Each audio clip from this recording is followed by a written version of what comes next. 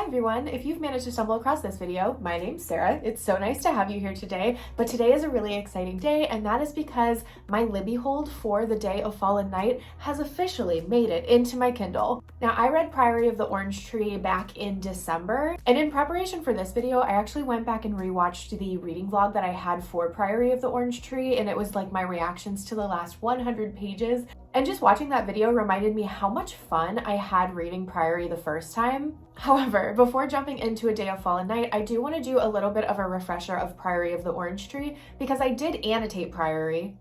Hold on, this book looks crazy. So this is my copy of the Priory of the Orange Tree, which I did annotate, but you can probably see why I decided to go through my local library to get A Day of Fallen Night instead of just buying it, because I am a big dumb dummy, who doesn't understand how series work. I bought Priory as a paperback, clearly not thinking of any other book that would come out of the Roots of Chaos series, and when they released, not having the option to buy the paperback right away. So this is just me, yet again, expressing my extreme gratitude for the library from saving me from my own bad decisions, because if not, then I would have bought the paperback of Priory and the hardback of A Day of Fallen Night, and I would have sat there and looked at my bookshelf, and it would have driven me absolutely bonkers. But like I was saying, before getting into A Day of Fallen Night, I want to go back through my annotations for the Priory of the Orange Tree, because at the time of me reading Priory, I already knew that there was going to be a prequel. I have an entire tab dedicated specifically to things that I thought could be discussed in the prequel. So I want to go through those before diving into A Day of Fallen Night. Just as a general note, when we get to like the annotations and the flip through portion of this video, I am going to try and avoid like any spoilers or anything that would like ruin Priory of the Orange Tree for those of you who maybe haven't read it yet. But just know that like I am going to be showing the full pages, so like do with that as you will. You might accidentally see something that could be semi-spoilery. I'll do what I can.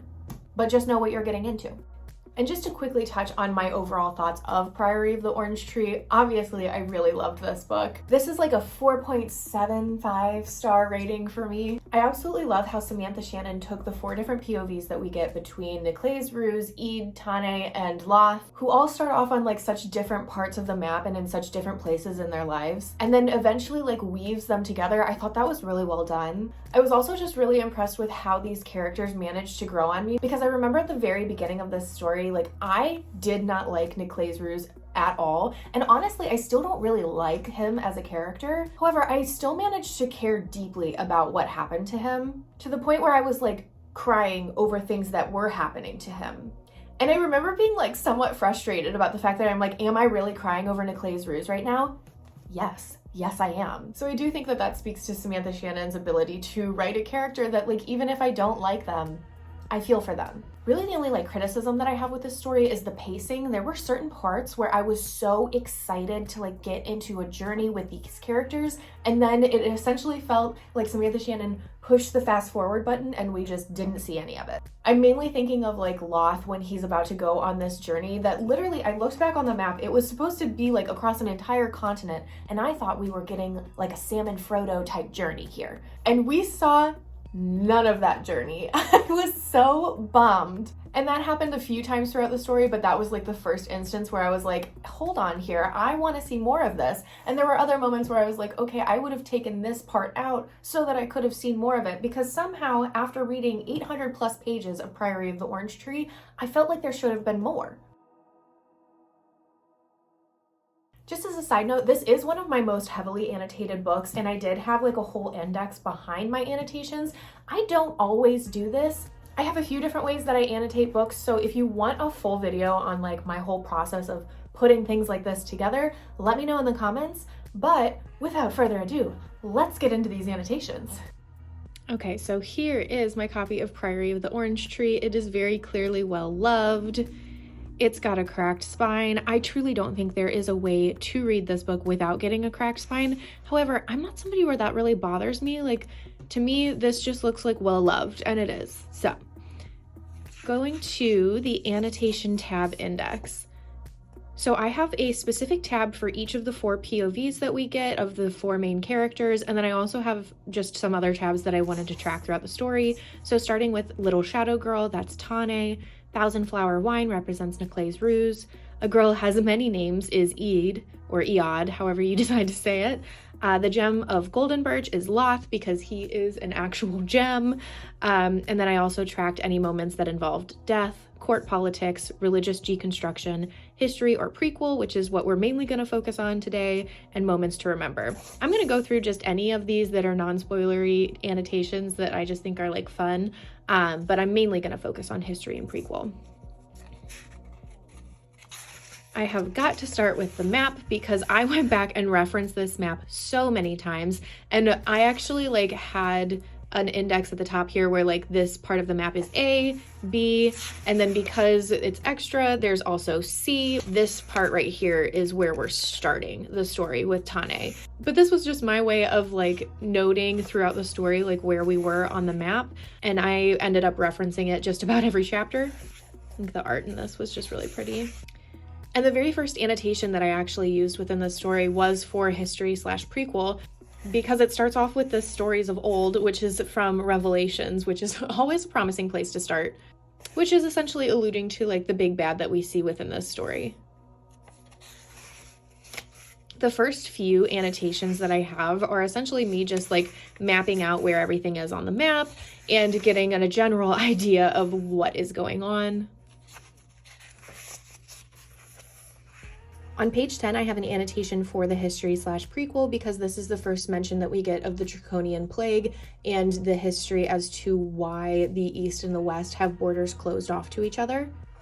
Then further on page 25, this is within one of Tane's chapters, and they're talking about the Grand Temple of the Cape. And it specifically says that this temple was once made of wood, but it had burned down during the Grand Sorrow and later rebuilt out of stone. This specifically feels like it could be a big plot point within the prequel. Okay, and this is one of Loth's chapters, and I really don't think that this has anything to do with the prequel. However, I was really excited that we were getting pirates. And then on page 58, we're in one of Niclai's Rue's chapters, and he's talking about the dragons. It says, they were not what they had once been. In Eastern legend, dragons had possessed mystical abilities like shape-shifting and dream-making. The last time they had exhibited these powers was in the years following the end of the Great Sorrow.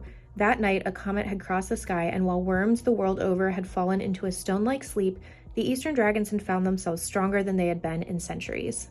I think my biggest hope for the prequel is that we see the dragons play an even bigger part of the story, and if they do not have these mystical abilities, if I don't see more of these mystical abilities, I will be so bummed. We see a little bit of the dream making within this story. However, I just feel like there's so many different angles that can be taken. I would love to see that play out further. I also have a note here for the prequel when we start discussing the origin of Sir Gawain and Cleoland. I feel like this part of the story is really heavily covered within Priory itself, so I don't know how much I should expect to see of these characters if we see them at all in the prequel. I think because of how heavily covered it is in Priory, I wouldn't be surprised if this was not the main focus of the prequel.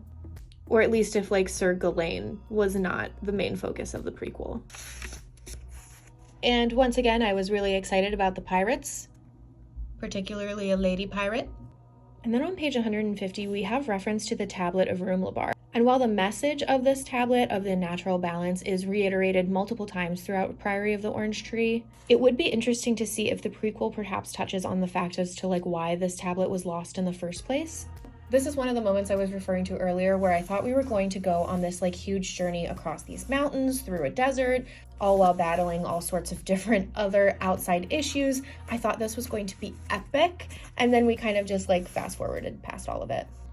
Page 225 mentions Quirky's lantern. I'm gonna call it Quirky. I have no idea if that's how that's actually pronounced. I'd be interested to know though if this like Quirky's lantern weeping meteor was actually a meteor or if it's like some other form of mystical being that we just haven't seen yet.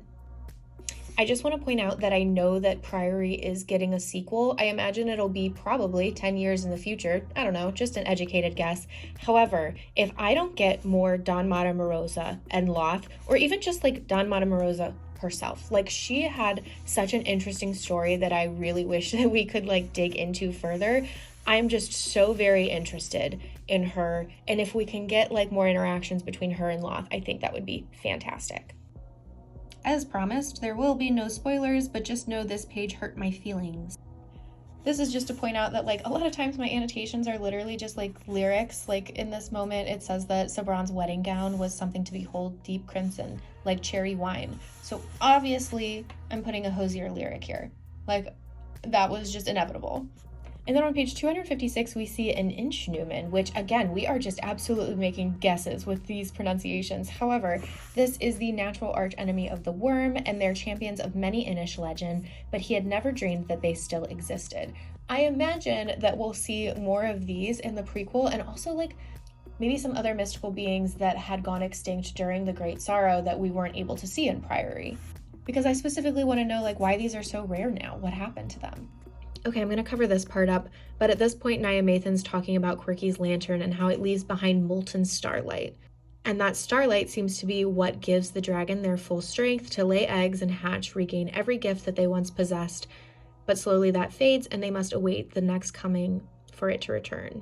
Again, just another moment where I was completely unprepared. Distressed. Annotations do not need to be academic in any sort of way. Here we're talking about the mulberry tree and how there's more than just the orange tree that's able to give eternal life and magical abilities.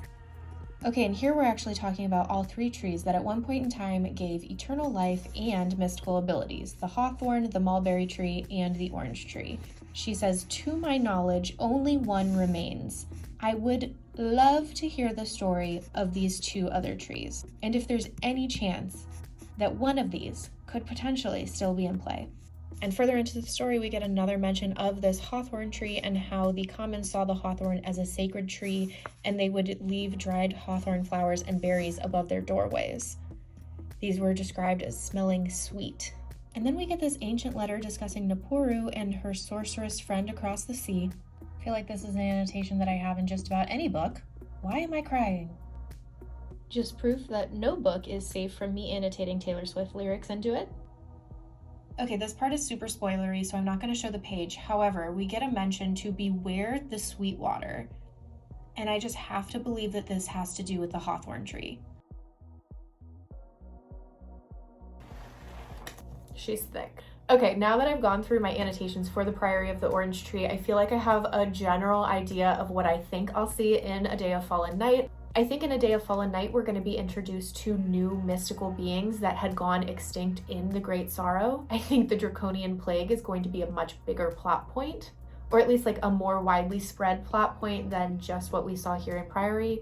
I think we might see that Grand Temple burn. I hope we see dragons with more magical abilities. I would love to get more details on these dream-walking dragons. And I'm hoping we at least get more of a foundation to the mulberry and the hawthorn tree. I have a feeling the hawthorn tree might end up playing a bigger part in the sequel to the Priory of the Orange Tree, but I'd like to get more background knowledge of those two other trees, how they became extinct, if they are extinct. I'm not sure. But now that we've gone through all of that, I will be jumping into A Day of Fallen Night as soon as possible. So if you want to stay up to date on all of my thoughts, feelings, emotions, and anything else that I inevitably post about A Day of Fallen Night, make sure to subscribe to this channel. While you're doing that, you might as well like this video, and then we can find out together if any of these theories actually end up landing. And if you've made it to the end of this video, thank you so much for joining me today. I hope you have a beautiful, beautiful day. See you next time. Mwah.